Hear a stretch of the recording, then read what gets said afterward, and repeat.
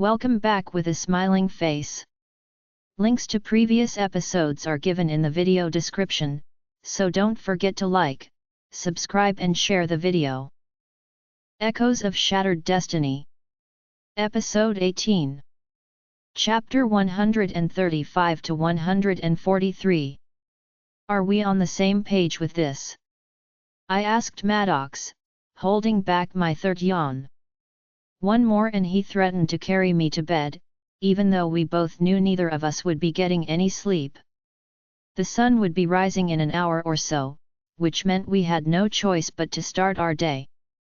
There was too much to do, but I refused to think about that right now.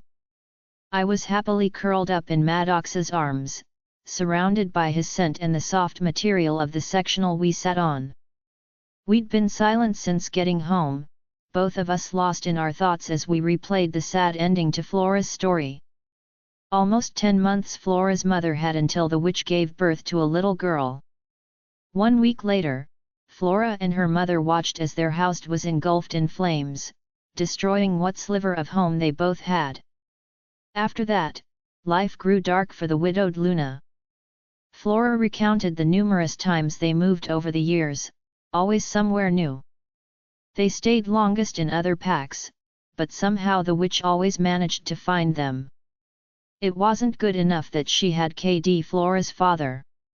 The witch was spiteful and wanted the life of the child she had helped create, and the mother that carried her. Time dwindled as they ran from the witch, but over the years Flora's mother learned to spot signs of her magic. Her taunting changed each time, always something horrible and new. Storms would blacken the sky, or rodents would scurry inside their walls. They'd wake up covered in spider bites, or find their dreams haunted by pale-faced figures with torn-out eyes and distorted mouths. The witch was toying with them, sending these things their way as a warning, telling them to run before she got too close. Some nights Flora swore she could hear a voice laughing in the dark, whispering for her to hurry. That morning she woke up covered in deep scratches. They moved the next day. After so many years on the run, Flora's mother was growing tired. Just once, she let the witch get close. She left Flora at a friend's house under the guise of going on a date, but really she planned to face the witch head-on. The mistake she made was thinking the witch was acting alone. Flora never knew what made her mother turn around that night and come rushing back to her friend's apartment, but she had nearly been too late. A fire took the lives of 7 people that night, one of them the friend that had been watching Flora.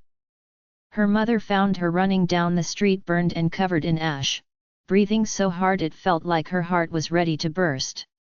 It was another 2 years before the witch was able to get close again.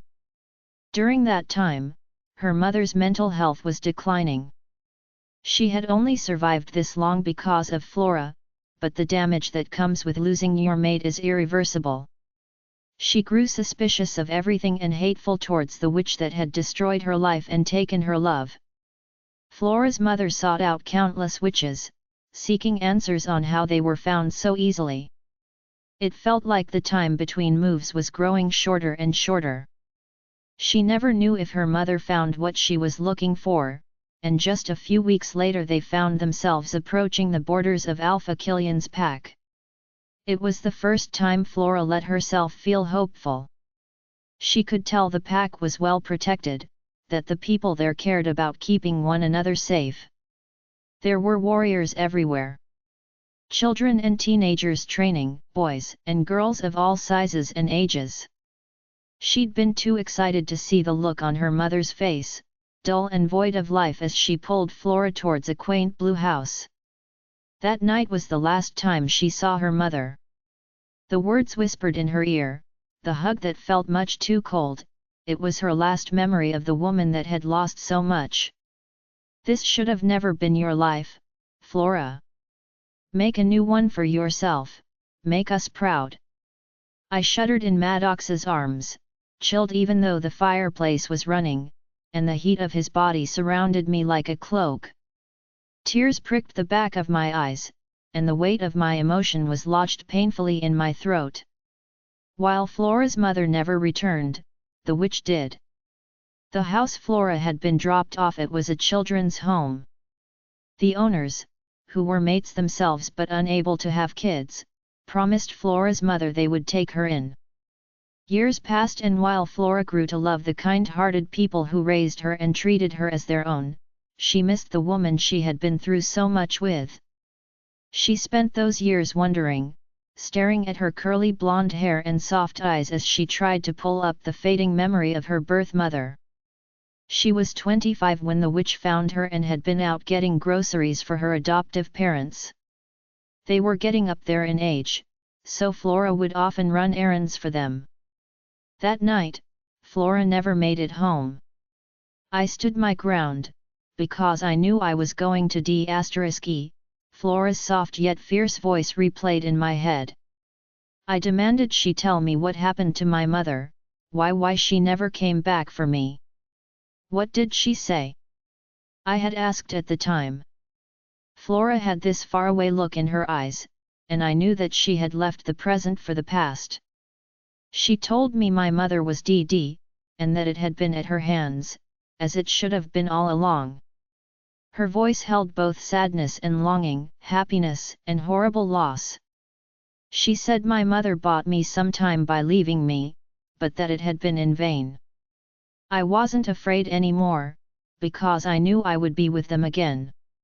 I was sure of the witch's cruelty when Flora's lower lip trembled and she said, she knew I wasn't afraid anymore and laughed at me. She said I wasn't going where my parents were, that she had something even worse in mind. If by this you're talking about the likelihood that Holly's birth mother is the strongest blood witch to walk the earth and Flora's half-sister, then yes, we're on the same page.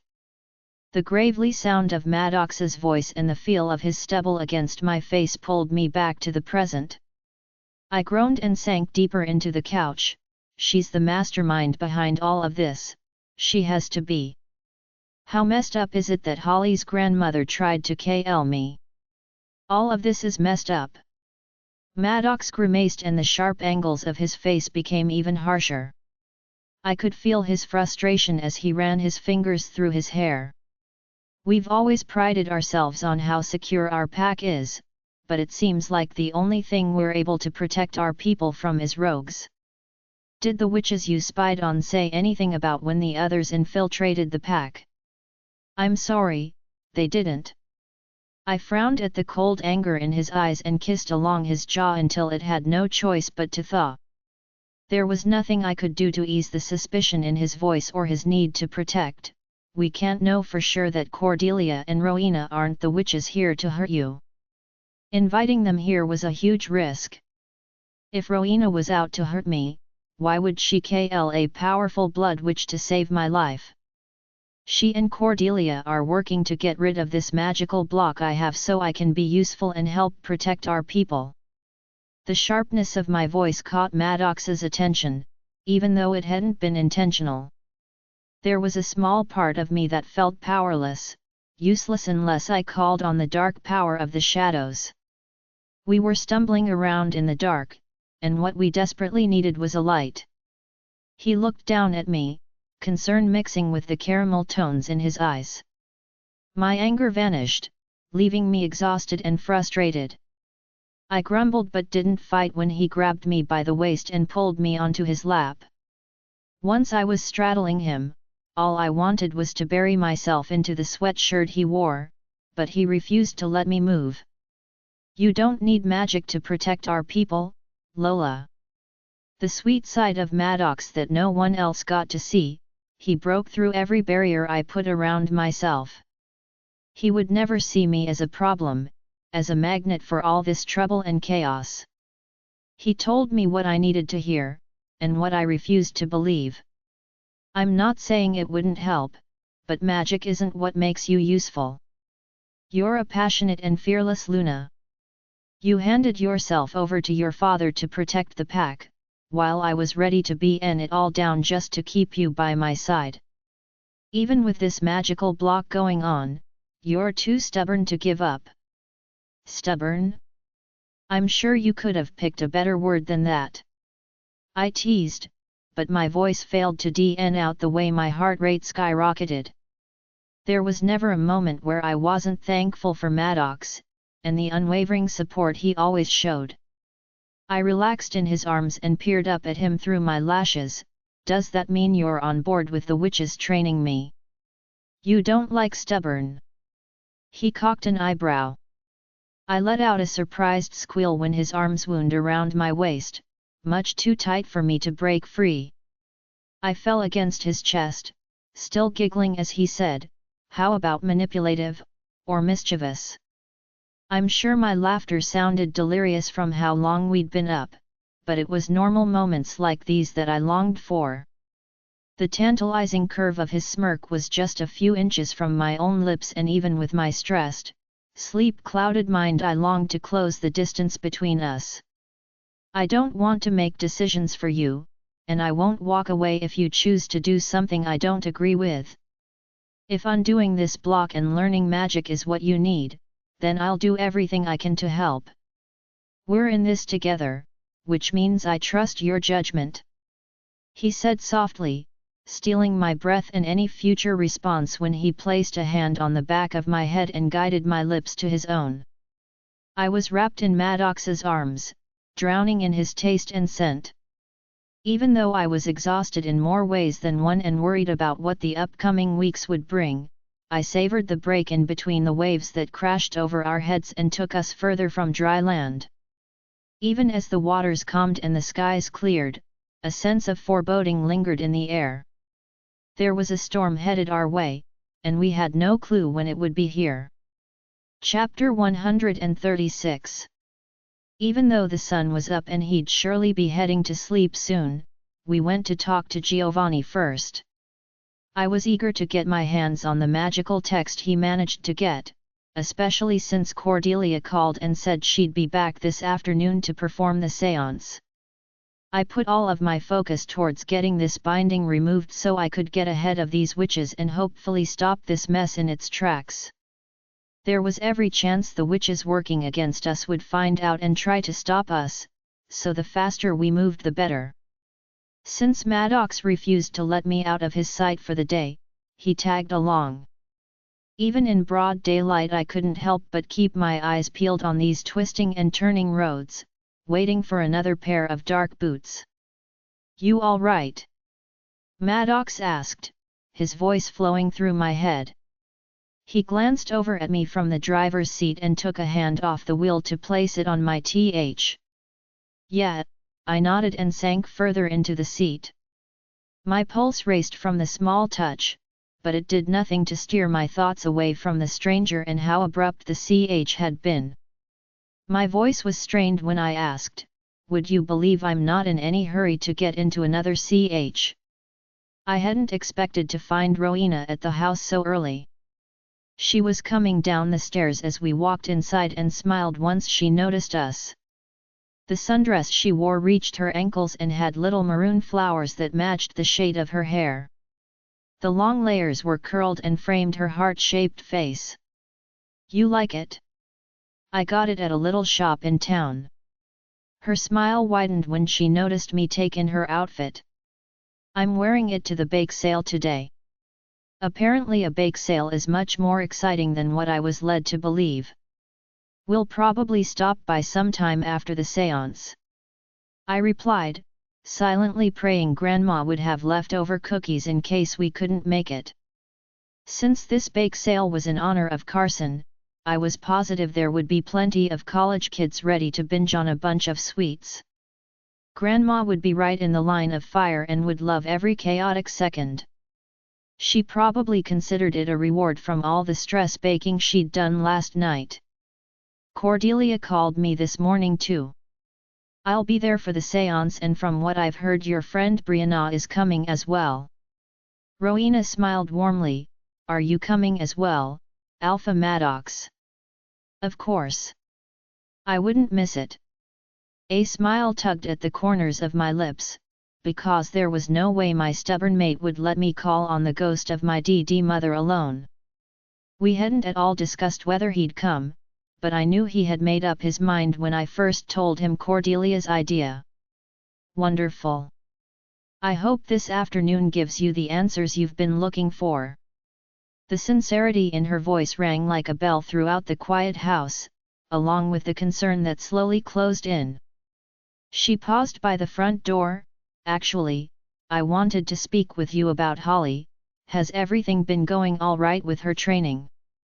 I asked, glancing upstairs to where her bedroom door was. Rowena nodded and brushed back a thick curl of hair. "She's starting out strong considering she's never practiced magic a day in her life, but my concern for her isn't of the magical variety." My eyebrows inched together.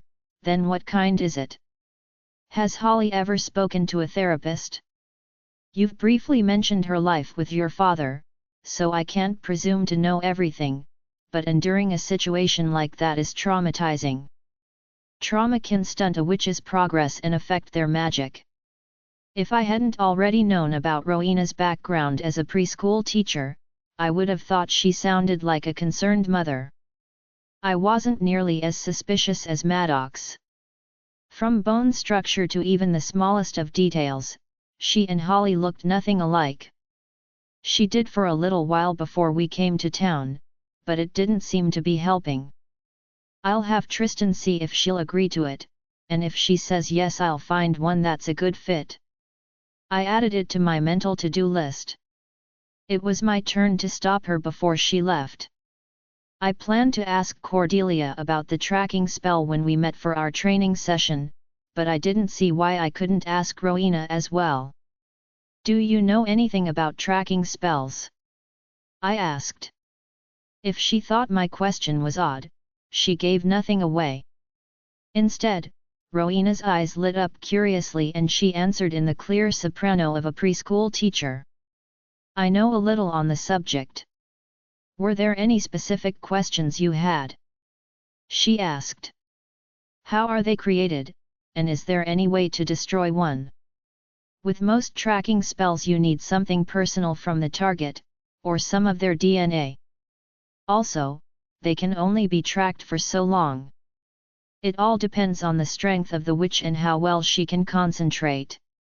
The only other kind of tracking spell would involve sigils, which we would have discovered the same time we revealed your binding mark." Rowena replied, a self-satisfied smile on her face. "I'm a bit proud I remembered that. I would play hide and seek with the witch I grew up with using a tracking spell. I was horrible at it, but that never stopped me from trying." Rowena lingered a few minutes longer, but eagerly left to venture through the city market 20 minutes away. We had passed the cluster of small boutiques and restaurants on our way to the house. From the main road you could see some of the outdoor seating areas and the small courtyard where live music sometimes played. "You know how easy it would have been for her to grab some of your hair when she was first in our house." Maddox's voice flooded my head, along with a heavy dose of wariness. She was following that feeling of hers when it led her there. I was happy to see Rowena and Cordelia adjusting, but Maddox still wasn't convinced. "You're right, it could have been her.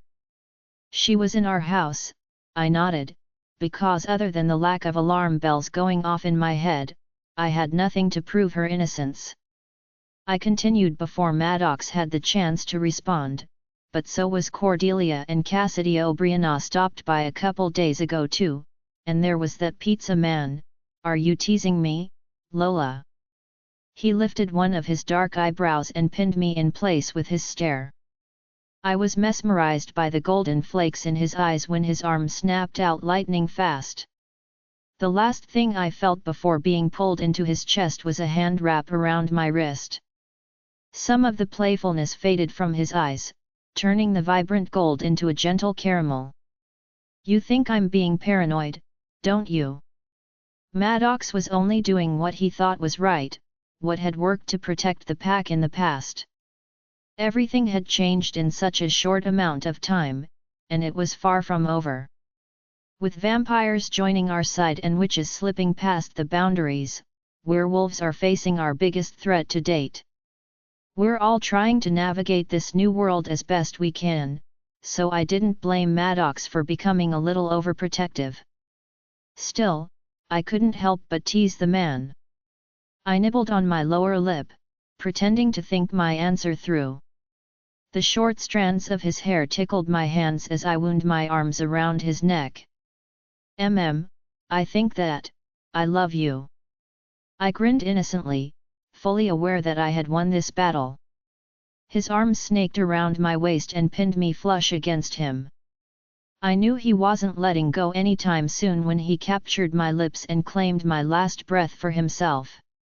Since Brianna clearly has some voyeuristic tendencies she needs to work through and won't speak up, I will. Tristan's voice split the air like a whip. I knew both from his words and from the severity in his voice that he was in a SY mood. If you make this house smell like SX, I'll be in it down. Maddox's hold around my waist didn't budge, but I also hadn't tried to pull away. I took a few long seconds to enjoy his embrace, knowing it would piss the cranky vampire off even more. Sure enough, he cleared his throat. Maddox smirked as I rolled my eyes. Are you acting because it's past your bedtime? I asked, meeting little resistance when I stepped out of Maddox's arms. Brianna yawned and trudged down the stairs, paying no mind to Tristan who lingered close behind, waiting for her to speed up.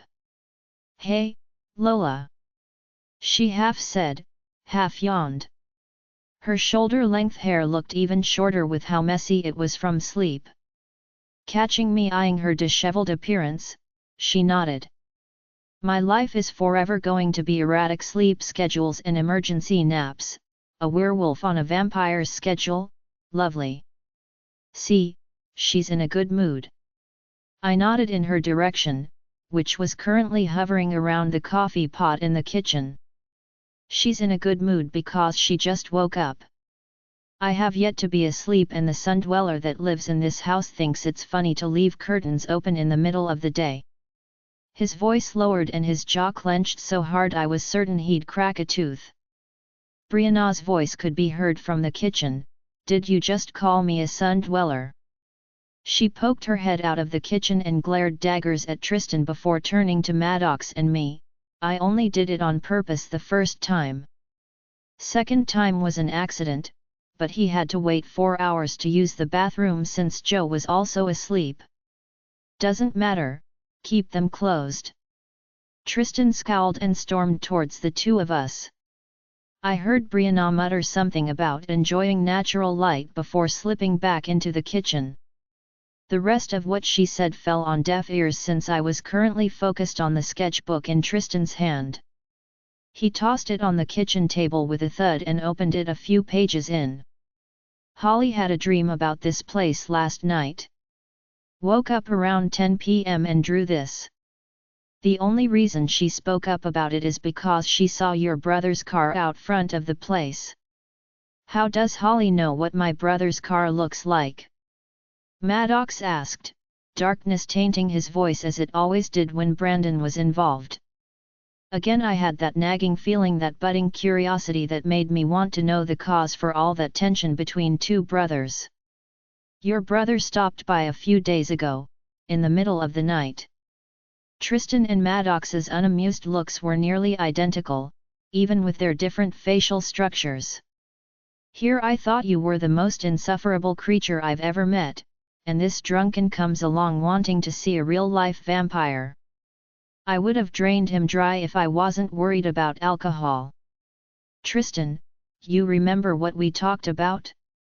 You can't threaten people after you try to compliment them. Brianna shouted from the kitchen. Her voice carried the mouth-watering scent of freshly brewed coffee. It was one time, and I'm not complimenting him. He grunted, his sky-blue eyes darkening with storm clouds. 3 times. It was 3 times. Tristan pinched the bridge of his nose and whipped his head towards the kitchen where Brianna's soft humming emerged. I apologized. Was all he said, his eyes daring her to reply even though she was too far in the kitchen to see. Regardless, I knew she wouldn't disappoint. She shouted back, that's debatable, you brought me a coffee. You look tired. He deadpanned. She snorted, tired was not the word you used. Semantics. He waved his hand angrily and spun the sketchbook around, clearly running on fumes in terms of patience. He turned the book our way, and instantly the rough splotches and slashes of charcoal were familiar. Fine lines made up the smaller details, like the lampposts, sidewalks, and barren street. While Brandon's car wasn't in the drawing, there was something a bit more concerning I noticed.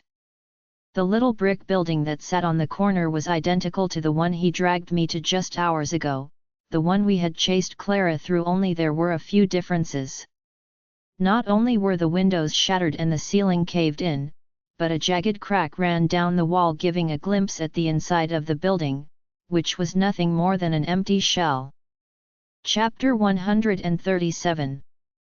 Tristan stalked off once Giovanni came downstairs, not giving the vampires so much as a glance. Clearly things were still tense between the two, but that was something they'd have to figure out on their own. We need to talk to Brandon and Clara about this. I told Maddox through MindLink. It's no coincidence the place is destroyed hours after we left. This, Giovanni's gravely voice filled the air. In his arms was a thick leather-bound book. The pages were stained, but it was in surprisingly good condition. Took a lot of convincing to get my hands on. My best friend hovered nearby, always glowing whenever he was in the room.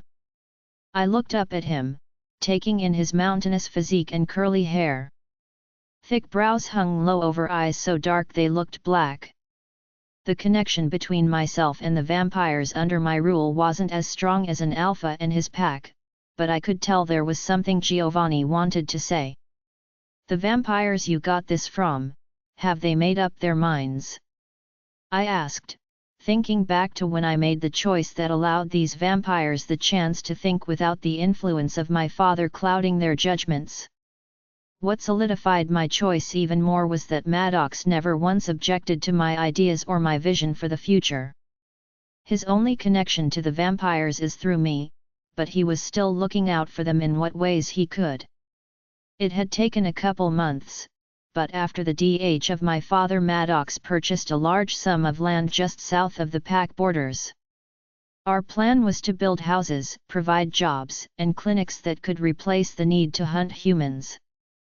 Vampires would be welcome there, but only with the understanding that my father and his arcane ideals were of the past. With time and the cooperation of the entire pack, we would accept vampires onto our lands and finally redeem ourselves from the bloodshed and mistakes of the past. The witch is currently gunning for my head, that put a kink in things. Their clothes, Giovanni nodded slowly, his blank expression unwavering. I was going to throw a butt in there, but thankfully Brianna beat me to it. They want to meet you. Maddox's response was instant, as was my reaction to his response. Absolutely not. The golden tones in his eyes fell flat and his jaw clenched hard enough to make Brianna wince. Excuse me. I lifted an eyebrow at my mate, digging my fingers into my hips as I waited patiently for his response. Out the corner of my eye I could see Brianna backing away, tugging Giovanni to get him to follow. I narrowed my eyes at her. Don't even think about running. It's dangerous, Lola. There's been 2 attempts on your life so far, and those are only the ones we know of. Are you going to meet with every vampire family that contemplates switching sides? I watched as his nostrils flared and the beast that hid beneath his skin stirred. Arguing was something Maddox and I had done from the beginning. His rage didn't faze me, and neither did his hot-headed wolf. He had a point, I know he did, but things were more complicated than that. This thing between us and the witches cannot get in the way of the progress Tristan and Giovanni are making with the vampires. How can I expect them to trust us and come to our side when they haven't even seen my face? How can I expect them to call me their queen when I haven't made the effort to act like one? I replied, hoping he could see that for once, I wasn't trying to be argumentative. When he snarled and ran his fingers through his hair in frustration, I knew he understood. Maddox would risk his own life 10 times over for his pack, and I needed to prove I'd do the same for the vampires. If we were ever going to end the feuding between our kinds, we needed to stop treating the vampires like pariah and give the same support to them as we would our own packs. Think you can set up a meeting with them after I get this binding spell removed? I asked Giovanni, who nodded confidently. It could have been my imagination, but I swore I saw a flash of pride cross his face. Even as it left his face, it lingered in his eyes. As I thought back to the land Maddox had purchased and the construction that finally underway, a thought popped into my head. It had a slim chance of working out, but it was worth a try. On second thought, if there are other vampires who are thinking about switching sides, invite them too. I know this isn't fair to ask of you, but try to keep this meet-up as quiet as possible. The last thing we want is supporters of the late king showing up. I said with just a hint of sarcasm, and a heavy dose of contempt for the vampires that had rallied against me. The patrol teams scented them far beyond the pack's borders, so it was common knowledge to be wary venturing too far out the way. Since the grand announcement that landed me with a bullet in my chest, they had yet to launch a second AK, which was relieving as it was concerning. It was Zeke who last week posed the question we had all been thinking. Were the vampires still clinging to my father's rule in league with the witches? Last, I want to pick the time and place. We'll meet in the new territory Maddox acquired. It's not officially part of the pack, so it's neutral ground. It'll give me the chance to show them our plans, so we can prove vampires do have a place in our future. I sucked in a breath and let it out slowly. It was a plan, one that might sway a few of them. Let them know they're free to bring what protection they deem necessary, and that we'll do exactly the same. Maddox tacked on, his voice low and shoulders tense. I can't promise this will stay quiet, but I'll do all that I can. Any updates and I'll find you or have Brianna relay them. Giovanni responded, but I still had the feeling there was something he wanted to say. My eyes darted between my best friend and her mate. Is there something you wanted to tell me? My family, they've been more understanding than Tristan's, but they still have questions. My father is stubborn, but my mother and sister are leaning towards your side. If they choose to follow you as their queen, my father will too. Giovanni replied, but there was a hesitance I'd never heard in his voice before. Always calm and reserved, stone-faced unless Brianna was around, this was the most emotion I've heard in his voice without him mentioning his long-legged mate. It's not you they want to meet, it's Brianna and I. They don't believe a werewolf and a vampire can be mates. Brianna said with a huff, rolling her eyes and crossing her arms over her chest. Anger was the one emotion that made Brianna's voice raise a good octave or two, so I knew she was fuming when she squeaked, that father of his called me a mutt, and said I was seducing him since none of our males are up to breeding standard. Your family wants to meet the two of you. I grimaced, trying hard not to let my guilt show as I looked Brianna's way. Do you want to meet them? I think I do, yet. She nodded, her hazel eyes hopeful and sincere. I could practically feel her excitement. Her smile wavered, but she pieced it together before it fell apart. There's a chance proving the bond between Joe, and I could get his family on your side. I can't shift, so, there's not much else I can do to help you, and I want to help, Lola. He'll make sure I'm safe the entire time, I promise. We're best friends, but you're also my Luna, and I can't leave without your permission. There was so much I wanted to say to Brianna, but words wouldn't give back what the shadows had taken. Instead, I placed all my trust in her and in the vampire that hovered protectively at her side. When do you plan on leaving? I asked. Excitement filled her face, which she held back since I hadn't yet given her permission. Not until after your powers are unbound, that's for sure. She replied, and just a hint of relief washed over me. You have my permission to leave the pack. I told her, feeling my heart both ache and soar at the ear-splitting grin that formed on her face. My eyes settled on Giovanni, who gave me his attention unflinchingly. There was no doubt in my mind that he would protect her till his last breath, but the words left my lips regardless. Don't come back here without her, I said in a voice that belonged to both his queen and Luna of this pack. Chapter 138. While Brianna finished getting ready, Giovanni pulled me aside. The leather-bound book sat on the table between us. On its cover was a triangle with a circle inside. Inside the circle were different symbols, none of which I knew the names to. I couldn't detect a trace of suspicion in his voice, only his usual amount of severity. Your father deemed this important enough to have it locked in a vault. He wasn't the kind person who passed up power, so if he kept it from the witches, then it might be a good idea if you did the same. Before heading to Cordelia's for the séance, the three of us stopped by the hotel we had dropped Clara off at. Since it was on the way, it gave us the perfect opportunity to ask about the nightclub, which was now nothing more than a pile of rubble. I wasn't surprised to find that Brandon had vanished early in the morning, never to return.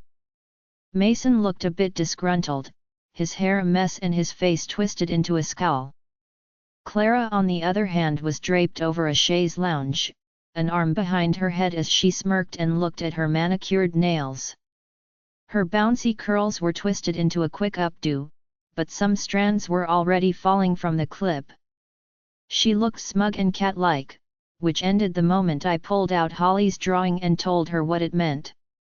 I locked eyes with Mason and nodded towards the door, letting him know he was free to go.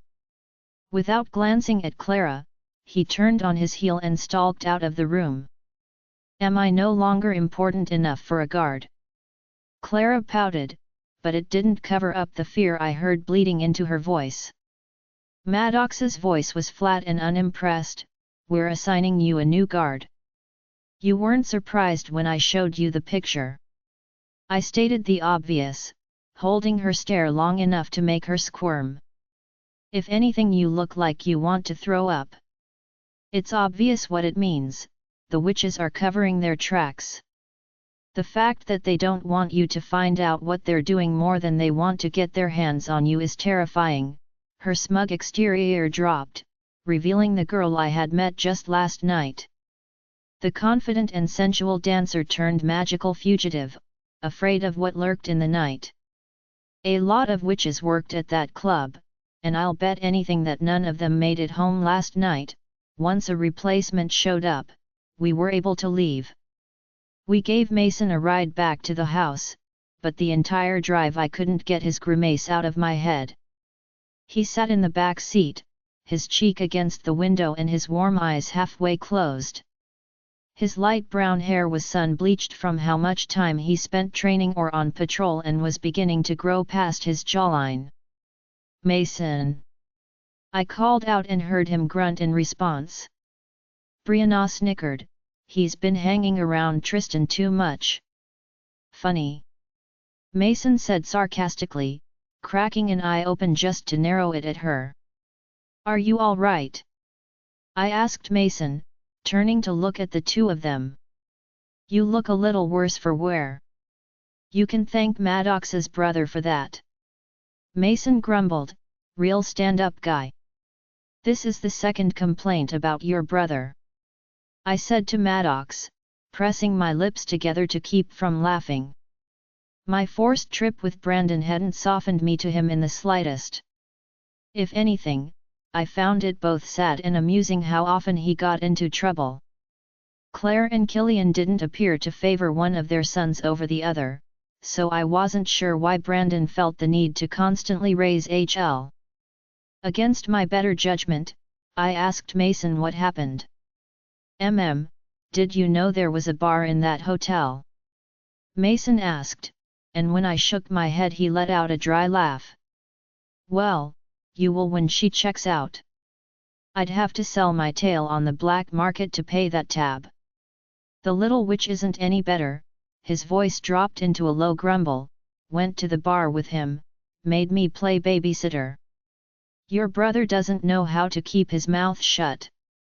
I had to drag him from the bar before he got us all thrown out, which pissed him off enough to start throwing punches.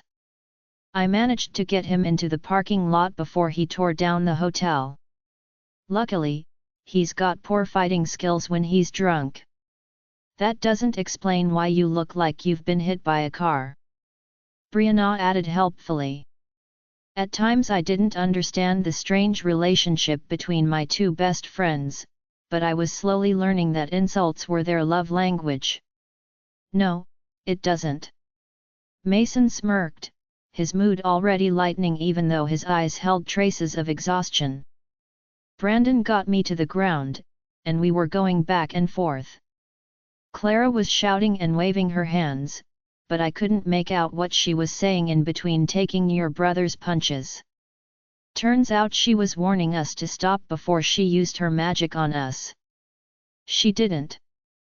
Brianna gasped, a hand over her mouth. Wait, what did she do to you?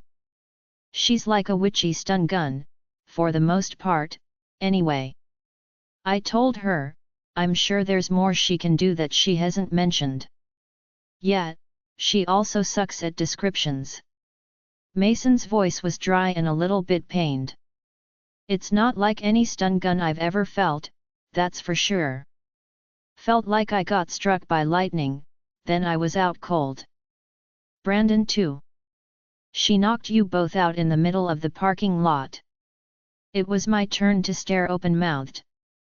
She dragged us back inside and spent the better half of the morning complaining about how long it took her, and how she broke a nail. Of course your brother woke up early and ran. His grimace returned the more we talked about Clara. All I know is I won't complain if I never have to see her again.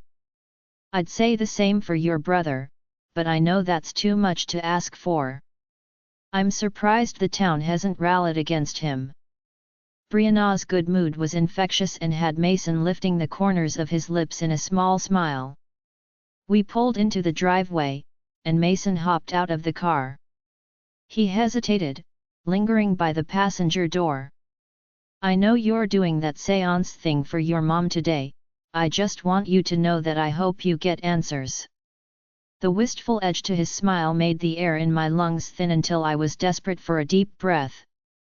I hope you understand why I can't be there, to see an actual spirit, to know talking to someone after they're gone is real, it would just make things harder. Of course I understand. The knot in my throat was painful to set in my stomach like a chunk of lead. My face burned as I let out a weak laugh and said, come to the bake sale afterwards, I'm sure I can convince Grandma to give you the family discount. Family discount? His smile widened. It was a shadow of that goofy lopsided grin I had memorized inside and out, but it was the brightest I'd seen him look in weeks. All right, you convinced me. I'll be there. Rowena had beaten us to the house for the séance and was inside helping Cordelia finish setting up. We walked to the very back of the house. Past the living room and kitchen, was a long hallway that led to the den. The furniture was shoved back towards the walls, leaving a wide open floor space for us to work with. On the wooden floor in thick, bold lines was a sigil. A small bowl of white paint sat off to the side, its paintbrush currently in Cordelia's hand. With long, steady strokes she hovered around the outside of her painted circle and put down the last slashes and dots of her masterpiece. The magical trunk she used that held all of her spell books and trinkets was propped open against the far wall. Welcome, welcome. Cordelia smiled warmly at the three of us, but it was me she approached. Her eyes crinkled around the corners as she looked down at me. I hear you had an eventful night yourself. That's a nice way of putting it. I chuckled lightly. What better way to turn things around than a good old séance? I couldn't have said it better myself. Her smile widened. She turned towards Brianna and said, "Would you mind closing the CS for me, dear? I'm on it," she chirped, racing away before Cordelia had the chance to say anything more. "Consider me your witchy assistant. We didn't go over this yet, but there are 7 different types of magic a witch has in her arsenal.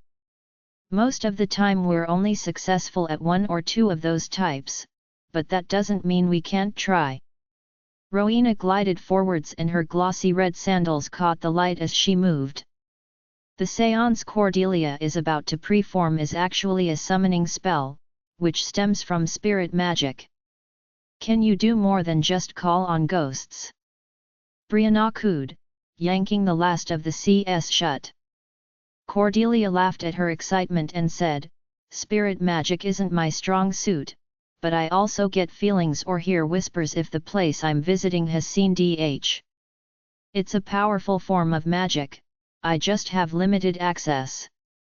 As Rowena placed 7 thick candles on the floor all at various points inside the circle, I knew the time for questions had passed.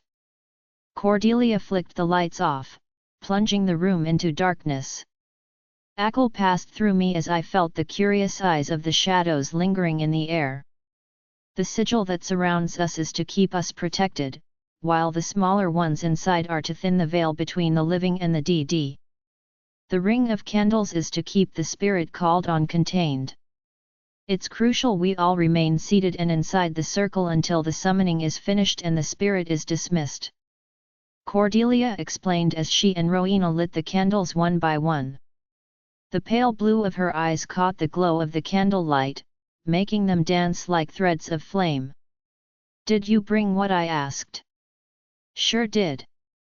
I nodded and pulled the old photograph of my mom out of my pocket. Cordelia needed a picture, but one that meant something, one that showed the heart of the person we were summoning. This had been after she had the binding spell placed on me, but years before she and I began butting heads. Mom stood with her arms wrapped around Dad's waist, wearing of her rare but dazzling smiles. It lit up her face and made you notice how the sunlight brought out the caramel tones in her hair. Sean and I stood in front of them, his hair a mess and my wide grin missing a tooth. After a good look, it was obvious we couldn't sit still long enough for the picture to be taken. Cordelia placed the picture of Mom inside the ring of candles, closed her eyes, and took a deep breath. When she opened her eyes, they were clear and serene. Her voice was strong, but there was something haunting about the way it echoed, and how that whispered voice sounded different than Cordelia's. Each word spoken charged the air with what felt like electricity, until my skin was flushed and the hairs along my arms raised. "Spirits from the other side. Hear my words, hear my cry. Only one of you we do seek.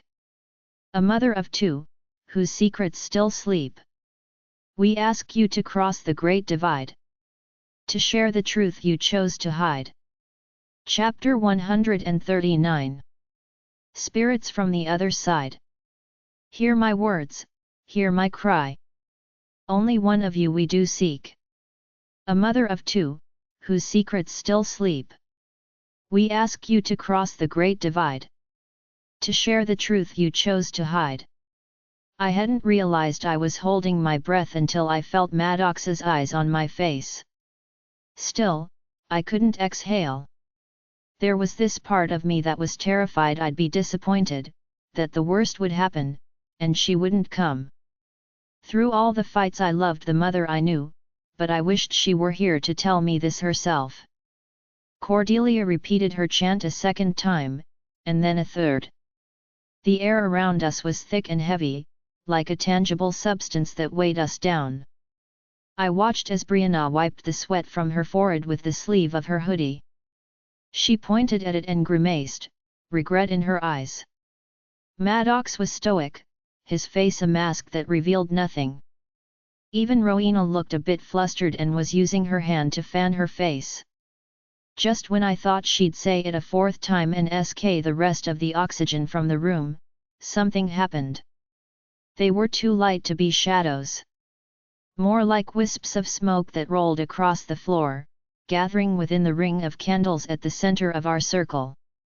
They coalesced, swirling like smoke under glass. First, the figure of a woman formed. As the smoke faded, absorbed into the corporeal being standing feet in front of us, I found myself looking into the eyes of my mother. She looked different than what I remembered, but it had been an entire year since I last saw her. We had fought tirelessly over Tyler, but she hadn't argued with me when I told her I wanted to live with Grandma. She hadn't said much of anything. Her hair was longer than I remembered it and curled softly at the ends. Sean had told me what she looked like when he went to identify the body, the wounds that she had. The button-down shirt she wore was spotless and held no evidence of the way she'd been killed. The longer I stared at her, the more I could have convinced myself that she was actually here alive and safe. It was the translucence to her body that sent me hurtling through space, crashing towards Earth as I remembered she wasn't here, she wasn't coming back. I would never get the closure I wanted, the answers to my thousands of questions, but maybe I'd get this one chance at a goodbye. I promised myself I'd stay strong, that my mask would be as indestructible as Maddox's, but something inside of me broke when my mom got down on her knees and said, "You make such a beautiful Luna." She smiled at me, one of her genuine smiles I seemed to witness less and less as I aged. There was no anger in her eyes, no guilt or disappointment. They shimmered with happiness, filling with tears that refused to fall. "Hi, Mom," I croaked, barely able to get the words out. The knot in my throat grew, aching every time I held back a sob. Cordelia's face was serene, but the intensity of her eyes and the sheen of sweat on her face served as a reminder that we were on borrowed time. I had to pull myself together long enough to ask the important questions, then I could break down. "We called you here to ask you some questions." I took a few seconds to find my voice, oblivious to the tears that trailed down my cheeks. Mom's lips fell and she reached for me, stopping at the barrier of candles that separated us. "There isn't much time, but we need your help." "I'll help how I can, I promise." "I was supposed to tell you these things myself, Lola." Her eyes held everything we had missed together.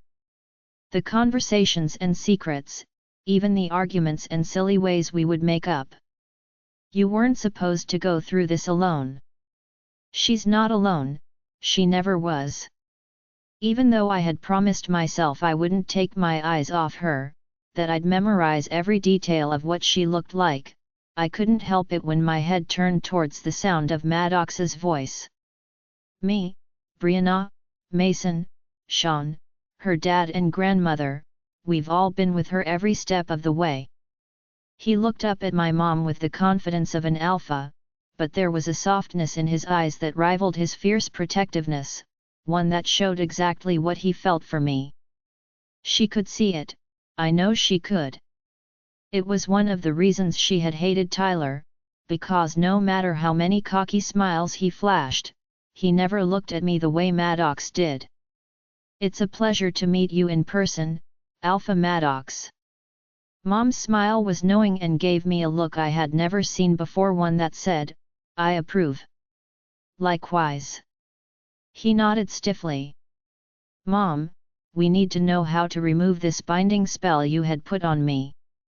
I wiped away the tears that fell, blinking past them until I could see clearly again. "I need to know why you did it. Was it because you couldn't tell Dad about me?" "No, baby, it wasn't about that. The more people I told, the more dangerous it was for you. Your magic had to be bound. I tried every other option, but I had no choice."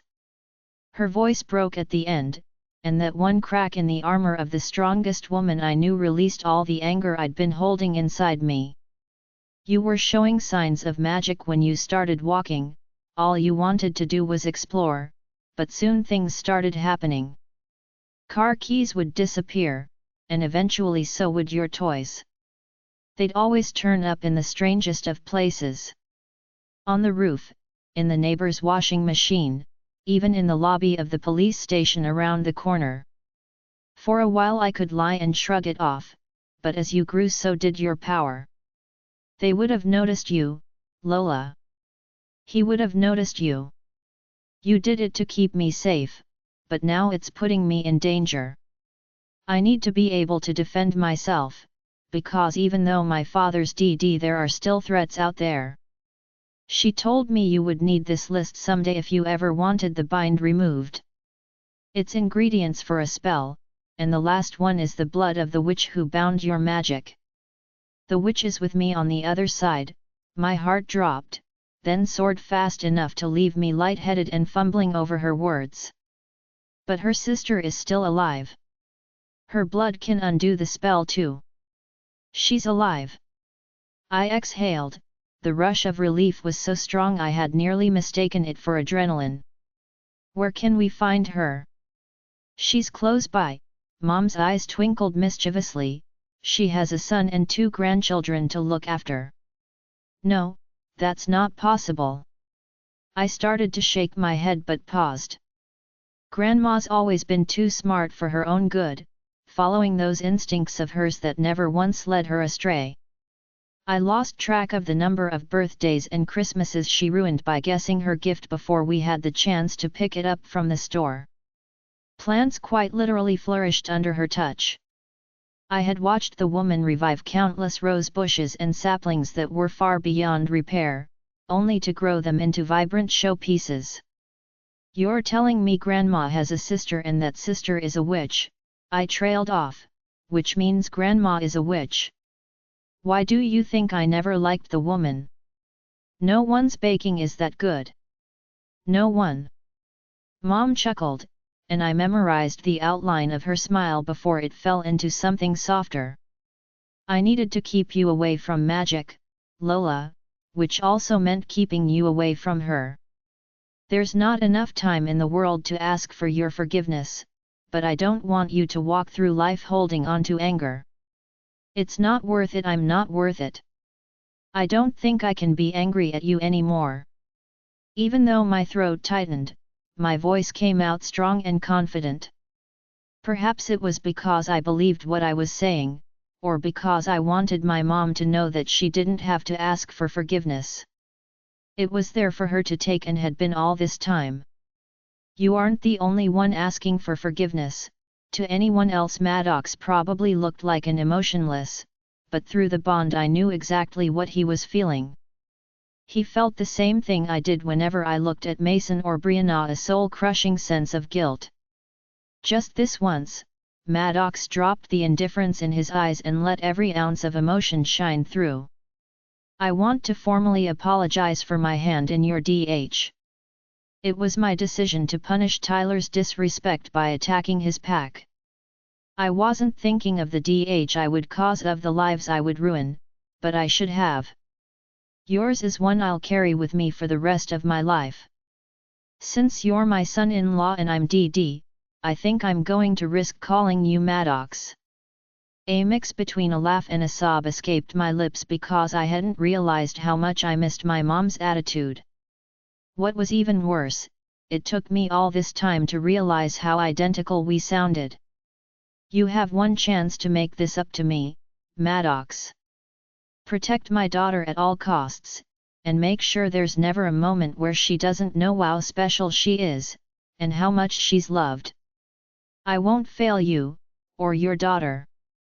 His promise brought a smile to her face. Mom rattled off the ingredients for the spell that would unbind my magic, and with each one I felt like we were one step closer.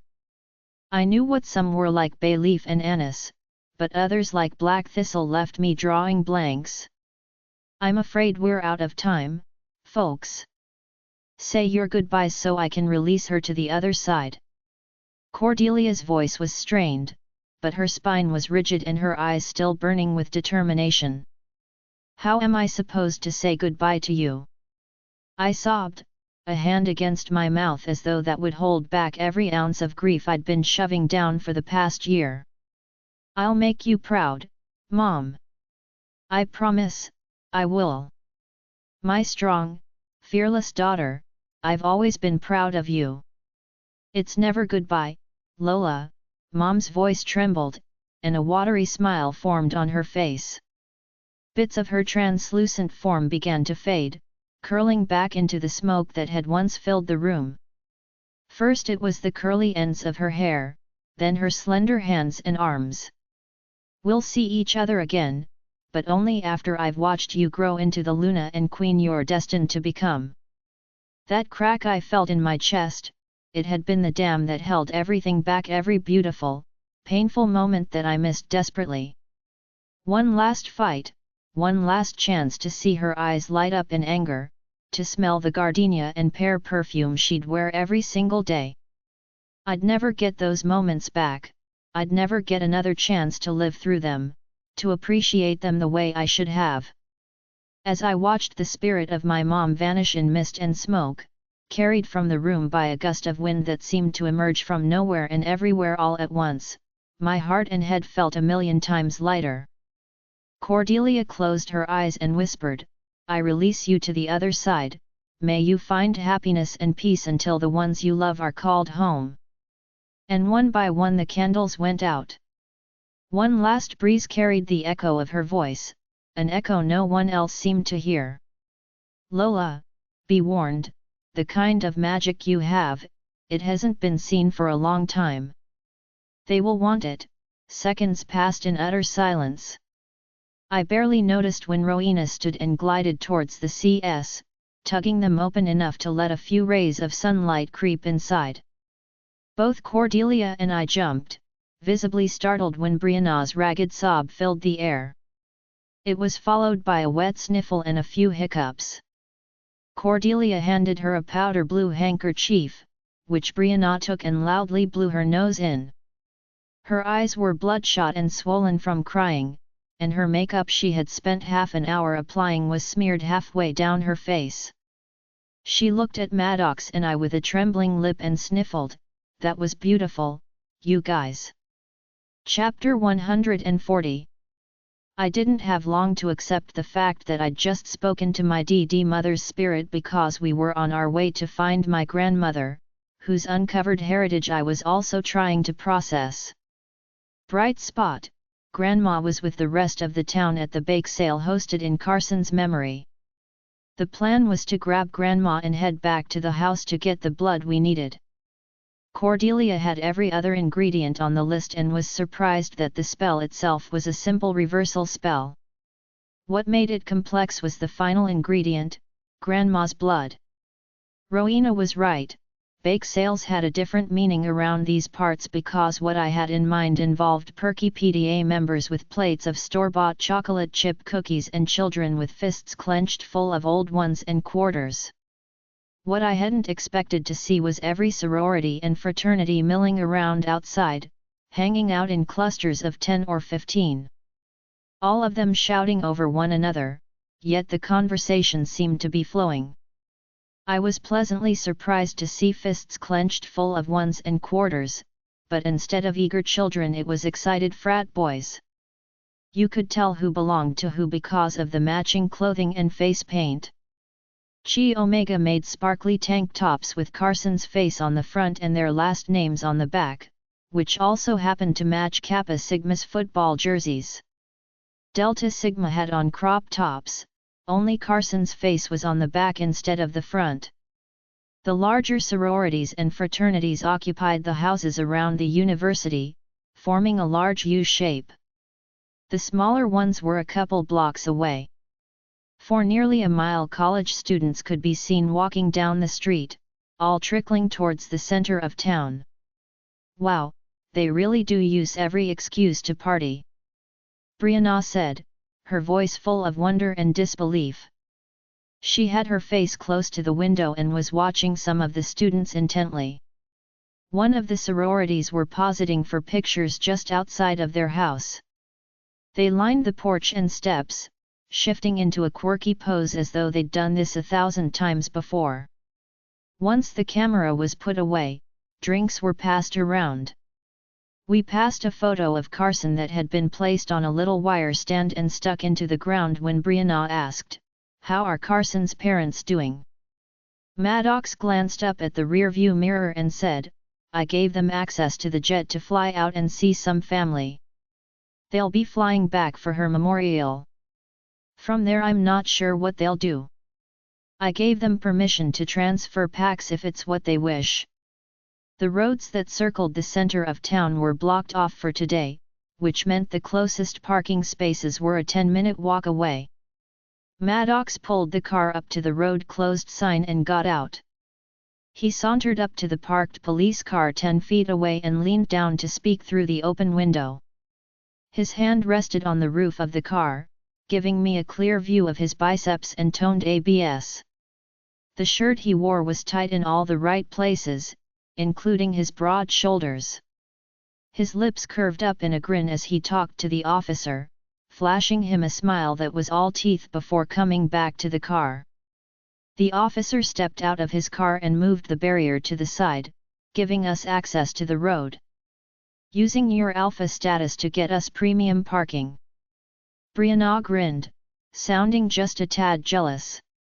"I like it, let's go."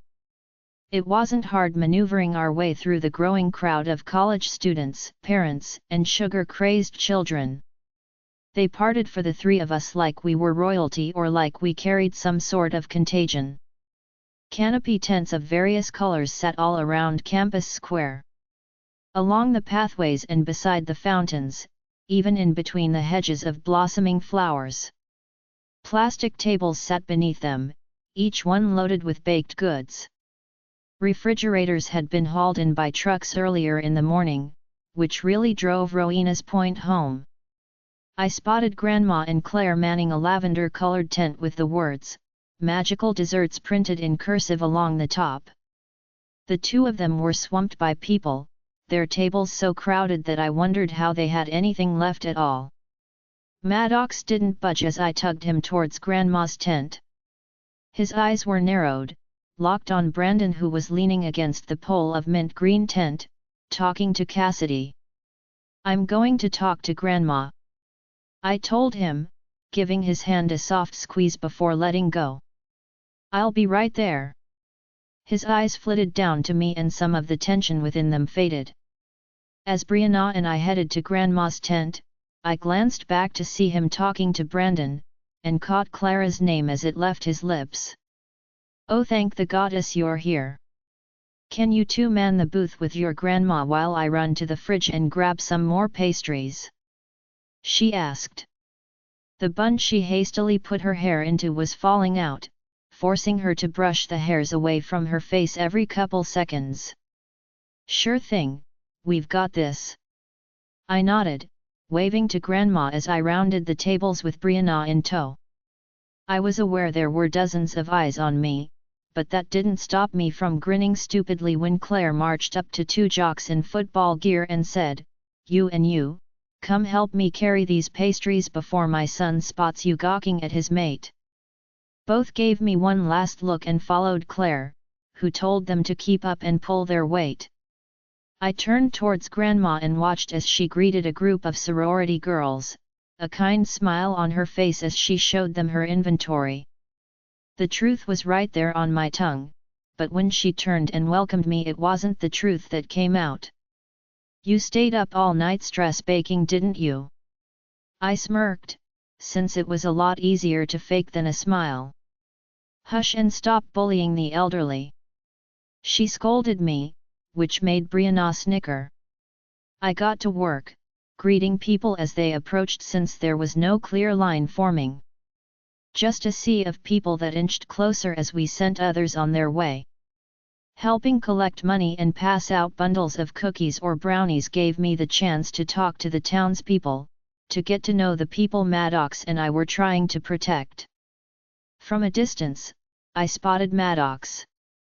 I'd never be able to miss him, not with how easily he towered over everyone, exuding an aura of intimidation. Cassidy was talking to Maddox, but Brandon was nowhere in sight. I glanced at Maddox and then Cassidy's smiling face before scanning the crowd for his brother. Brandon was slippery enough, and I trusted Maddox not to lay into him on today of all days. You want me to go over there and break that up? Brianna lowered her voice, but it was clear who she was talking about. I laughed and shook my head, while Maya gave an exuberant, yes. I knew having a mate would be all intense, but I never knew how jealous it would make me. She teased, using a set of tongs to place a few chocolate chip cookies in a to-go bag. The crowd was dwindling enough to where we had a handful of seconds in between customers to drink and restock the tables. Brianna and Grandma were helping an elderly couple with a large order when I heard a sour voice that instantly put Maya on defense. You wouldn't happen to know where Carson's parents are, would you? Devin Armstrong, who tried to pick a fight with me the night of Carson's death, stood at the edge of the table. Perhaps in another life he would have been considered attractive, but his bad attitude contorted his face into a permanent sneer. Or did you kill them too? Tying up loose ends, am I right? It wasn't every day a Luna was disrespected outright, so it took me longer than I'd admit to form a coherent response. It took even longer to convince Maya that tearing his throat out wouldn't win us any awards. You know they went to see family, stop playing dumb. Maddox's cousin snapped in a voice full of poison as she approached Grandma's booth. The chunky green stripe in her hair looked radioactive bright in the sun. She smiled sweetly when Grandma greeted her and held out a 20 in her hand. Can I get one of them brownies for my girl, and I'll take 2 of your brown sugar cookies. Grandma grabbed what she needed and handed her the lavender paper bag. Alex pocketed her change and glanced at Devin one last time. Luna trumps the son of a judge, just saying. Devin's face contorted in anger, which wasn't all that different from his It's Tuesday face. FKU. He spat. Not even if you begged. Alex tossed over her shoulder, laughing silkily as she joined a curvy she-wolf on one of the park benches. Are you done trying to cause trouble? I asked him, knowing well that he hadn't come here to support Carson's family like everyone else. His beady eyes narrowed. Don't get comfortable, I'm not the only one who sees your kind for what they are, and what's that? By all means, share with the class. His glare paled in comparison to Brianna's, who even made Zeke stop in his tracks. Just another PK with rich parents. Grandma finished up with another round of customers and walked over just as Devin was gearing up for a hasty retreat. I could see the fire leave his eyes the more the crowd turned their attention on him. He was the center of attention, but not in the way he anticipated. Watch out, old woman. That she-wolf's AKR. He snarled, desperate to get the last word in before rushing off in a huff. Oh, Grandma tossed over her shoulder, tugging Brianna and I to the next wave of customers as the sound of Devin's stomps faded in the distance. 15 minutes later Claire returned with Maddox and Cassidy in tow. The 2 frat boys set their platters of desserts down where Claire directed and hightailed it in the other direction, their faces pale, and eyes on Maddox. Grandma, we need your help with something back home, it has to do with the binding spell on my magic. Would you mind leaving early? I asked, biting back the words before I blurted them out in front of everybody. Go ahead and help them, I've got some extra hands coming. Claire reassured her, a grateful smile lighting up her face. I can't thank you enough for all the work you did today. Nonsense, as my grandchildren like to remind me, I have a problem with stress baking. Grandma grinned and wound her arm through mine. Now what magic binding spell would call for an old werewolf? I was saved from answering when Cassidy's squeal filled the air. I should have figured you were here. Cassidy beamed when she spotted Brianna and me. Her golden locks were twisted into a messy bun that looked purposefully perfect, and her smile was perfectly white. It faltered when she noticed us packing up. "Oh, are you leaving already? I'll walk you to your car, I actually wanted to talk to you about training." As we walked, Grandma and Maddox ended up taking the lead a few feet in front of us. I could hear her talking to him and caught her saying, "You know she'll be pissed at you if you kill the judge's son. Have you thought about when you'll start training? All of the students are eager to see what you've got. Honestly, I'm a bit curious too." Cassidy smiled sheepishly. "I've been wanting to get back into training. Even though I can't shift, it's a nice energy outlet." Brianna replied, not at all opposed to the idea. I thought about it for a few moments. My schedule was already hectic, but Brianna was right. We had enough stress in our lives to not take advantage of every healthy outlet available. "How about we start tomorrow?" I asked her. "I can't wait." Cassidy cheered but paused mid-celebration when a couple girls called her name. She held a finger up and turned to Brianna and me. "I'll text you both the time and location of the class. See you tomorrow." Maddox and Grandma were already at the car, engrossed in a conversation. I didn't have the chance to eavesdrop because a masculine voice called out my name. "Hey, Luna Lola." Lars jogged up to us, his messy hair even more windblown when he finally came to a stop. He was wearing his usual leather jacket t-shirt combo and gave Brianna a look that instantly made her eyes narrow. "Saw you talking with Cassidy, but then I noticed your friend here." "Her friend here has a mate," Brianna replied dryly, pointing to the mark on her neck that was exposed by the off-shoulder design of her top. "Honest mistake." He raised his hands in surrender, not at all fazed by Brianna's glare. "Was there something you needed, Lars?" I asked him, wondering why he tracked me down when we've barely spoken more than 15 words to each other. I had gotten to know him well enough at the coffee shop and wasn't interested in his idea of friendship. "Yeah, actually. Some friends of mine are throwing a party this weekend for summer break. Goal is to make it the biggest of the year, bigger than Devin's 21st at his dad's lake house." Lars rolled his eyes. If I got the Alpha and Luna to show, everyone in the pack would be fighting for an invite. I was going to answer him, but then I glanced down. The world around me spun until the sun faded and the clouds vanished. The scent of pastries faded, replaced with that of wet soil and grass. Stars speckled the sky, and the university courtyard melted into a winding back road surrounded by dense pine trees. A pair of scuffed black boots was the last thing I saw before pain and darkness had claimed me, the same black boots Lars was wearing. Chapter 141. Maddox would have KD'd him on the spot with only my word as evidence. That was how much he trusted me, how much he wanted to protect me. The gut feeling twisting and tearing into my stomach like razor blades was telling me to scream for my mate or worse, tear Lars's throat out myself. I had to keep my cool, especially at a bake sale for a girl who had just been MD. There was no way I could cause a scene. I couldn't accuse Lars of something like this with nothing more than a hazy memory of black boots and a gut feeling that set off a symphony of alarms in my head. His lips curved up in an amused smile, which was my only warning that I had taken too long to answer. Keeping my eyes on his face and not on his boots was excruciating, but I wasn't sure if he had seen me look the first time.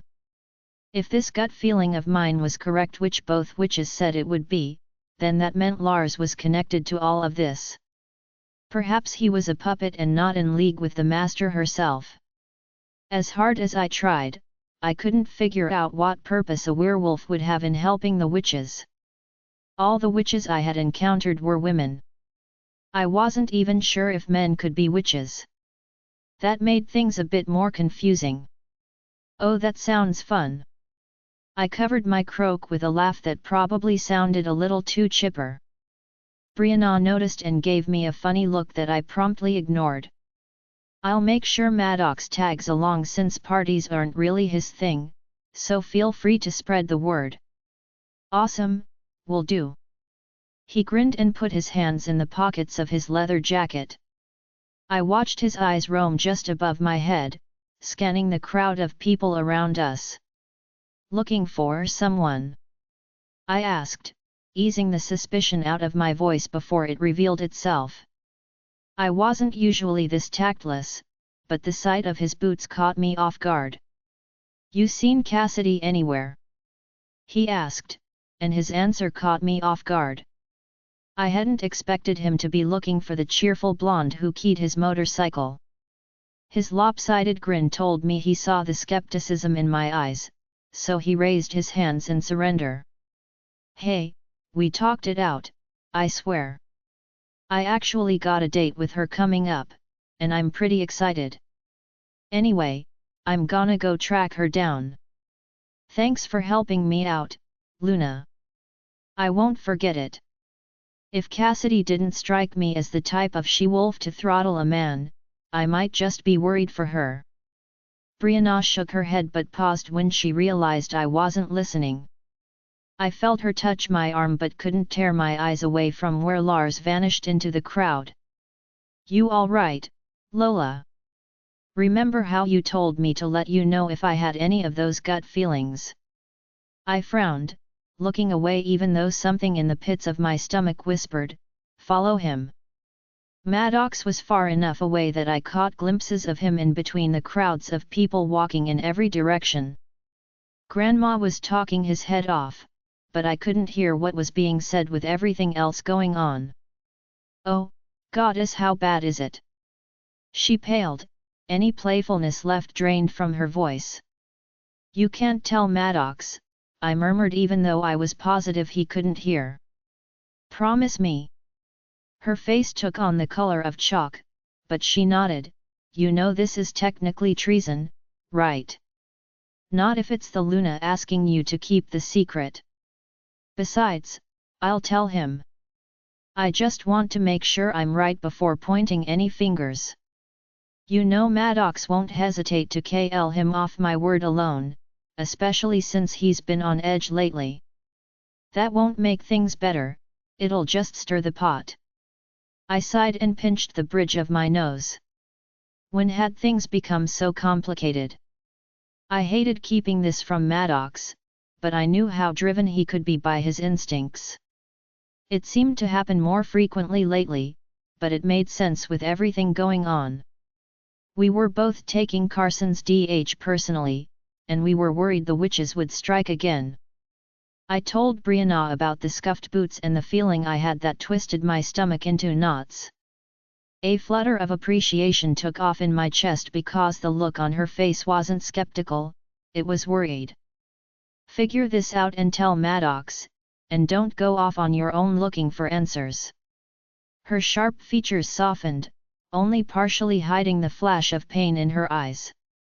You can always call me to come with you, if someone else isn't available. Someone else, someone who could shift. From the distant look in her eyes, I knew she was thinking back to when she had truly been whole. Even though I saw the explosion of happiness on her face every time Giovanni stepped into her line of view, I knew she'd always long for that missing piece of herself. Only in her memory could she taste and feel the cold waters of the streams we would stop and drink at, inhaling the air of the forest, taking in the beautifully harsh world around us. Forever trapped, reliving the bliss of the wind rushing through her thick fur, of her feet thundering against the ground as her muscles burned and her senses sharpened. I promise, I'll call you. I told her, silently hoping it wouldn't come to that, but there was no way I'd let it show. She already feels weak, her wolf is on edge from being trapped, our kind isn't meant to live like this. Maya whined, flattening her ears. Other than make another deal with the shadows, there's nothing I can do for her. I replied, and the words broke my heart. As if she could see my internal battle, Brianna changed the subject to something both lighter and heavier. "Is that her?" she gasped, leaning in to whisper in my ear. "The woman with your dad, is that his mate?" I had called Brianna late that night to give her a rundown of everything that happened. She answered the phone bubbly but out of breath and spent the hour gasping as I told her about Brandon kidnapping me from the CH. "That's her," I nodded, but my eyes didn't move from my dad. "Her name is Flora." "Flora, she's very beautiful." Brianna's voice softened as she said her name. While I watched the middle-aged werewolf with thick salt and pepper hair, his flannel ironed and jeans unstained, Brianna watched the woman. Her honey blonde hair was curled at the ends, and her soft figure was an hourglass in the sundress she was wearing. They stood at booths directly across from one another, their backs turned as they faced the display cases. College students wandered down the pathway in between them. Both had their eyes on everything but one another, yet gravitated closer and closer. The one Dad stopped at was selling cupcakes by the dozen. He looked down at the rows of heavily frosted cake, but really he was listening to what Flora was saying to the vendor of a macaron booth just 10 feet away. "He doesn't even like cupcakes." I snorted quietly. Brianna's lips twitched and she glanced my way with a budding grin on her face. "It's not right for us to eavesdrop on your dad," she whispered, not even attempting to look away. When Flora finished her purchase and turned around, she sucked in a harsh breath. "Forget what I said, I'm not missing this." Dad's back was turned, but I saw the way his shoulders stiffened when Flora turned around. He could feel her eyes on him just as I felt Maddox's. His movements were awkward as he quickly pointed to a cupcake and fished some ones out of his pocket. Brianna squealed and quickly clamped her hands over her mouth when Flora took a step towards him. She stood in the middle of the gravel pathway. Groups of students and kids parted around her, paying no attention to the woman whose hand trembled as she lifted it. It hovered there as though she might tap him on the shoulder. Brianna and I were holding our breaths, our faces turning pink as we waited. Somehow, I knew Dad was holding his breath too. "Oh, no," Brianna whispered, slowly lowering her hands from her mouth. Flora lowered her arm, the momentary look of curiosity drained from her face. Indecision and fear replaced it, smothered it until she took a few steps backwards and vanished with the crowd. Dad's shoulders fell, and he turned around to stare at the space she'd been standing seconds ago. "Do you think your mom would be angry at him for noticing her?" She asked the question that was currently running laps in my dad's head, and quickly her eyes beginning to water. Dad hadn't wanted to come to the séance. He claimed his presence would be a distraction, and that the questions he had would take hours to answer. Even then, he wasn't sure if he wanted to know the truth. The only thing he asked of me was not to mention him to Mom. I couldn't go against his wishes. Not when I saw past the unbreakable strength in his eyes to the pain he hid from the world, but I also couldn't stand to see him miss this chance at happiness. "No, I don't think she would be," I replied, my chest sinking as Dad tossed the cupcake into the nearest trash can and stalked off in the opposite direction. When I was a kid, before I knew they weren't mates, I always thought there was something weird about them. "I saw how your parents were with each other, but mine never acted that way. I always thought they treated one another like friends." "Your parents loved each other. He wouldn't be so torn up about noticing Flora if he didn't love your mom." Brianna frowned. "They did, and I know Dad still loves her," I replied, looping an arm through hers as I steered us in the direction of the car.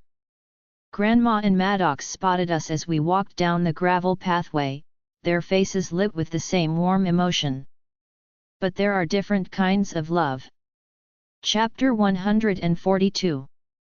Sean stopped us just as we were getting into the car, his arms piled high with sweets. Like Dad, he chose to stay behind for the séance. He hadn't spoken much of the day Mom died, but Sean found closure for that on his own. In a way, Sean made getting over Mom seem easy, but I knew the truth.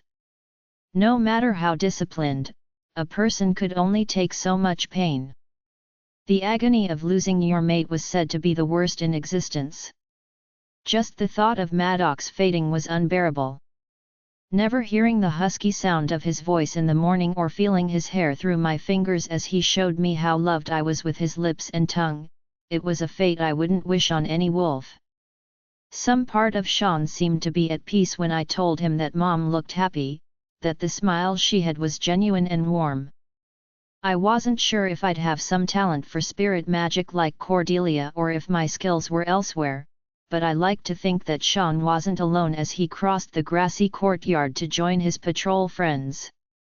As Maddox pulled away from the curb, the car was engulfed in silence that felt much too loud. Watching Dad and Flora, then talking to Sean, it distracted me from why we had come. I still had news to break to my grandma, news I hadn't yet processed myself. I was surprised Grandma had a witch for a sister. I wonder how she'd feel. Then again, I was horrible at guessing her reactions. Whatever it is you're all keeping from me, you might as well spit it out. The silence is making my ears ring. She huffed, pinning me with her stare as we locked eyes through the passenger mirror. Drawing things out would only grate on her nerves, so I eased into it the only way I knew how. The séance went well. Mom showed up, and she gave us a list of ingredients we need to undo the binding spell. Cordelia has them all, but there's one on the list we don't have. I took a deep breath, and then another. Maya encouraged me from the darkest depths of my mind, reminding me of all our glorious accomplishments as she left me to tell Grandma alone. We needed the blood of the witch who casted the spell, but she's DD. The only substitution is blood from a direct relative like a sister. Grandma blinked. What do I have to do with this? The decades-old wisdom that was etched into every fine line and blemish on her face began to fade. Its loss made her look younger, more unsure of the world and her place in it. I had only seen a handful of pictures from Grandma's childhood, and not one featured another sibling. You have a sister, Grandma, she's the one who bound my powers. I hated the look of uncertainty on her face as she connected the dots. The one person who had an answer for everything was now speechless. Did you know about her? Did you know she was a witch? This time we all sat complacent as silence filled the car like gallons of ice water. Higher it inched, but quiet we remained. The tension had grown so thick that Brianna had no choice but to crack the window open to sk in a deep breath of fresh air. By the time the tires crunched over the gravel of the house Cordelia and Rowena were occupying, we were all ready to fling ourselves from the car. Grandma got out first and put her hand on the hood to steady herself. Fear struck my heart like lightning, because not once in my life had I ever thought Grandma looked her age. The light that filled her made her youthful, but standing there with her eyes closed and head bowed, she looked like a tired woman who was just now realizing she'd spent her entire life in the dark. We'll be right inside, I told Maddox and Brianna, nodding up at the house when neither one moved. Once the screen door rattled against the frame and clicked in place, Grandma began to speak. Pa kicked her out when I was 9, they had a huge fight. I don't remember what it was about anymore. It felt like it would never end, then suddenly Evelyn was gone. They wouldn't tell me what happened, only that she chose a new family. I remember hearing Ma cry a lot. Thinking back on it, I'm not sure she ever stopped. Her voice held no weakness, only unequivocal strength as she squared her shoulders and took a deep breath. I had no clue she was a witch. I don't know why she wouldn't have told me all those years ago, why our parents would've, I'm left with all of these questions, and there's no one left alive to answer them. There was nothing I could say or do to fix things, so I wrapped my arms around her and inhaled the sweet scent of lavender and confectioner's sugar. I decided this was worse than being shot at in the middle of a crowd, worse than being hunted down by a power-hungry vampire king or ran off the road by witches. There wasn't a single one of us not entangled in this mess, not Brianna with the vampire for a mate or Maddox, the alpha who named a Tribrid as his Luna. Mason and Sean suffered the DH of their mates, while Dad was staring at the second chance he never thought he deserved. I'm so sorry to throw all of this on you, Grandma. I mumbled against the scratchy fabric of her cardigan. And I'm sorry we pulled you away from the bake sale to steal your blood. She chuckled and pulled away. Humor danced in her eyes but did nothing to cover the confusion and hurt she clearly felt. Grandma was never one to hide her emotions. You were a bit forceful about it. Almost dislocated a hip when that mate of yours shoved me into the car. She smiled roguishly and wound her arm around my own. Would it help if I asked nicely? I teased, then cleared my throat. Grandma, would you kindly allow us to draw some of your blood for a magical reversal spell that will unlock my mystical powers? That didn't help at all. She shook her head, and an unsure smile played on her lips. I'll let you have my blood, but would you mind if I watched in on this spell? Of course you can stay, I replied, leading the two of us up the porch stairs. We stopped at the screen door. You know, since your sister's a witch, that means you're one too. Nonsense, I can't be a witch. She frowned, that means Ma would have been one. Mom said something about your baking that no one was that good. I thought she was joking at the time, but she might be onto something. I shrugged and held the screen door back before following her into the house. It's just a theory, you could always ask Rowena or Cordelia if it's possible. Ask if what's possible? Rowena's warm voice traveled down the hallway to where we stood. 2 seconds later I caught sight of her auburn hair as she rounded the corner.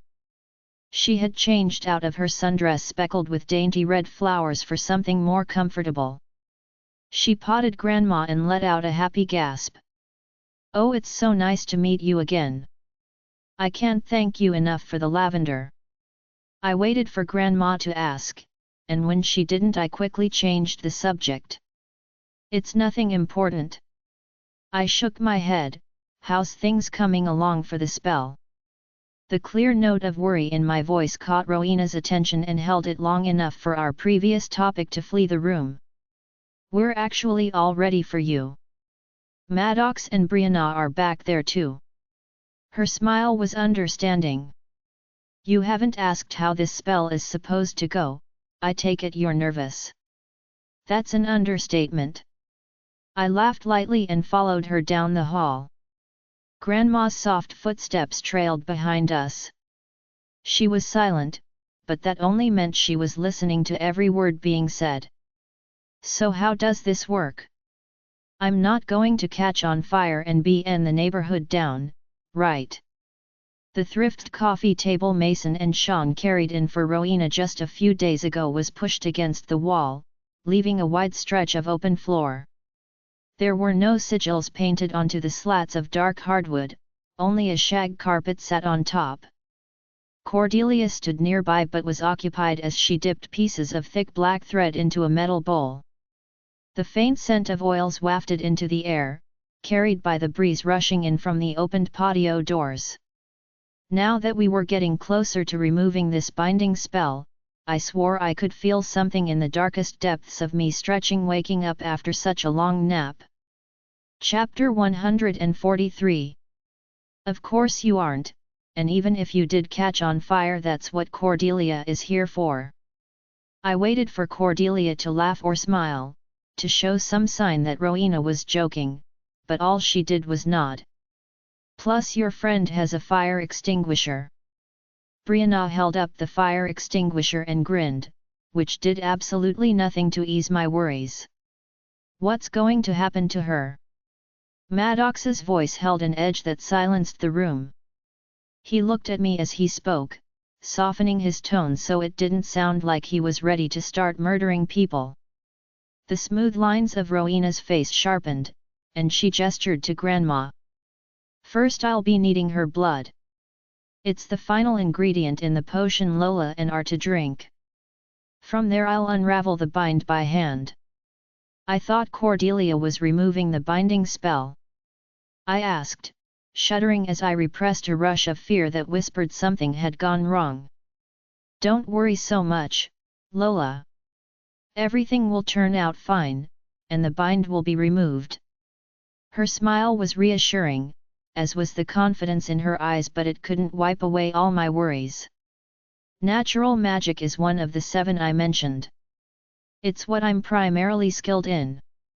Healing, coaxing emotions, or even unraveling a binding spell is well within my skill set.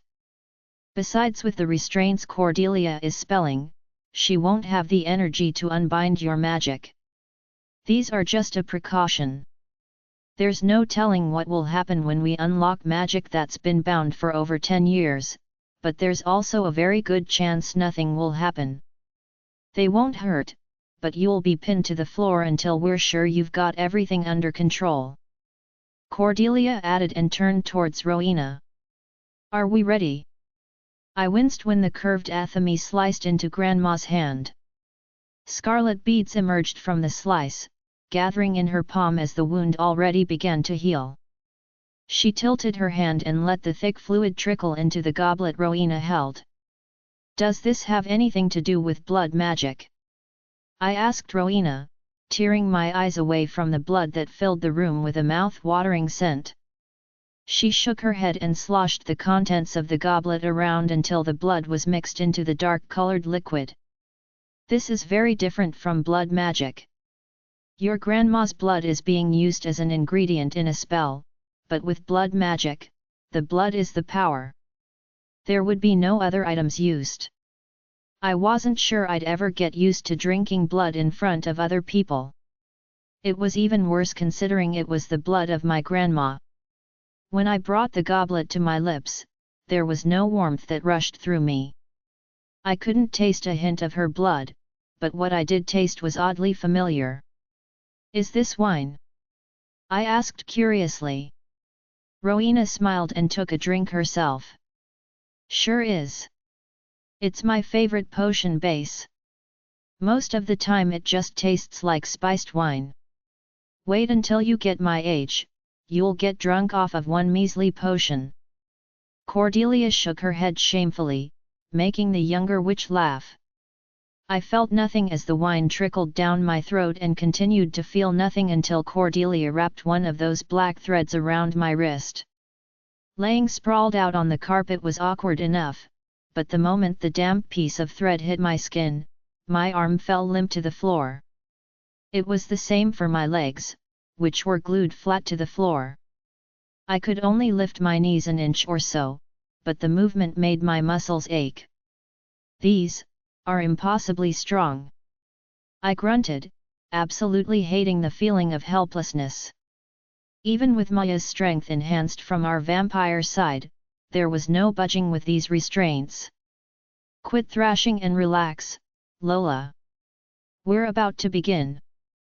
Rowena smiled encouragingly, then took a deep breath and squared her shoulders. Are they really that strong? Maddox's voice was warm and smooth like whiskey and helped pull me from the edge of a full-scale nervous breakdown. I smirked at the hidden meaning in his voice. Maybe the witches aren't bad after all. I laughed out loud, which made Brianna snicker from where she leaned against the wall, right beside the patio doors. Her eyes were bloodshot from crying earlier today, but the fact that she refused to blink or look away didn't do her any favors either. Through the glass doors I could see the backyard that opened into the forest and spotted the writhing shapes lurking within. Always watching, always so curious. I doubt Cordelia's going to let you borrow these for what you have in mind. I teased, wishing I could hold on to this light-hearted mood that I knew would vanish the moment his voice left my thoughts. Maddox pushed one of the armchairs out for Grandma to sit in, who watched the whole ordeal with her eyebrows smushed together. Rowena knelt on the floor beside me, her hands clasped together as they began to take on that dull emerald glow. It turned the tips of her manicure green and made the light in her eyes dance. The more I stop, the harder it's going to be to remove this thing, so no interruptions. Rowena warned the room and promptly turned her attention to the exposed sigil on my chest. I kept my eyes on Maddox, who held my gaze and fed me his courage and love even though we couldn't speak through the bond during the spell. The grip of the restraints no longer felt so crushing, and the feel of Rowena's nails against my chest weren't as sharp. She placed one hand over the circular sigil, but nothing happened as her glowing fingertips pressed into my skin. It wasn't until she began pulling her hand away that my entire body locked up, and something dark and wild thrashed from within. "There you are," she murmured, her eyes narrowing into mossy slits. Dull pain radiated through my muscles as my back arched, following the path her hand made as she lifted it away from my chest. There was something trapped in there, thrashing against my ribcage as it was forced to the surface. "Fighting me, should have been removed years ago," I thought I heard her say, but the blood rushed to my ears as she pulled roughly, forcing my body to follow. Maddox's deep baritone rumbled in my ears. I couldn't piece together what he was saying, but I could feel the charge his anger unleashed into the room. Rowena snapped something back at him, and the sound of his voice halted. The shrill ring of a cell phone filled the air, followed by what I thought was an apology from Brianna. The thing in my chest was buried deep, hidden in the dark, powerful and reluctant to let go, but slowly I could feel it rise. "We're getting close, just hold on." Rowena's voice was becoming clearer, the sigils beginning to fade.